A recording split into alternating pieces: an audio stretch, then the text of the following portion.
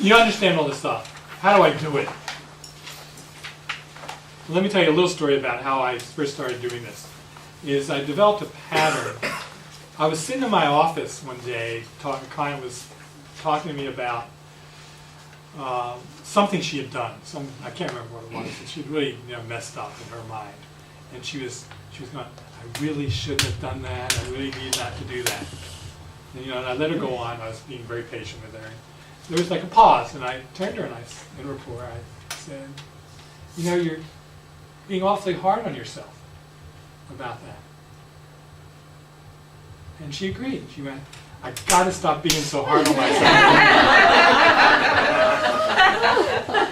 Well, again, sometimes I'm slow, but I'm not stupid. And I said, well, that didn't work. And so I went away. I shut up after that. And I thought about that, and I thought about this self-criticism thing that we can easily fall into, when we confuse who we are with what we do. How can you interrupt that? So I went back and I thought, well, how does that happen? And what I came up with, for better or worse, is that it's that when we, there's an interesting thing happens as we're being raised, is that we're total narcissists. Everything's about us, good or bad. So, mom, stubs her toes, we wonder, what did I do wrong? More seriously, dad dies. I must have done something wrong, dad die, or somebody mistreats me or yells at me, my fault. We take on more than is our responsibility because we're narcissists. It's a developmental stage. We have no, I always think, when I go back and help people change their personal history, I have them invent an uncle who's whispering in their ear telling them the truth instead. Oh, by the way, he's upset about something else, not really you. Wouldn't that be nice? We all had a lot of aunt or uncle to correct our parents' mistakes. Oh, by the way, that's their problem, not yours. You didn't do anything. And what happens is that our heart closes to protect ourselves. And we have this experience of being disconnected from our true nature, which is, in my opinion, is love. So what it dawned on me is that the environment that doesn't entertain or support self-criticism is love.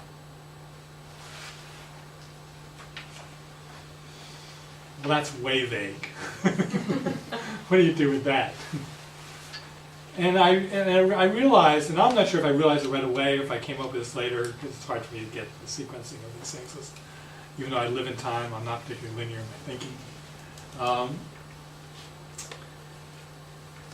It's dawned to me that love isn't a thing. Love is everything, nothing. It's not a thing. That love is in the living of it. It's a practice. Love occurs in the practice of it, in physical manifestation. I mean, let's face it, we're love machines trying to remember who we are.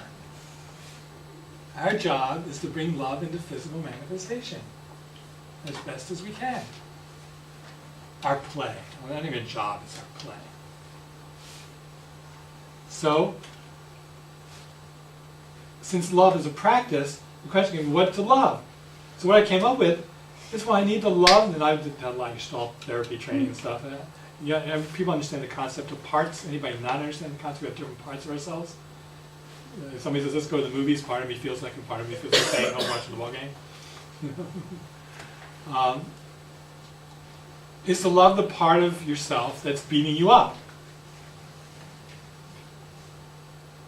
So I was very pleased with myself for coming up with this.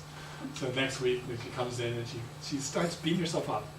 And I had a lot of rapport with her. We worked for a while. I said, wanted to try something? She said, sure. So I created a visualization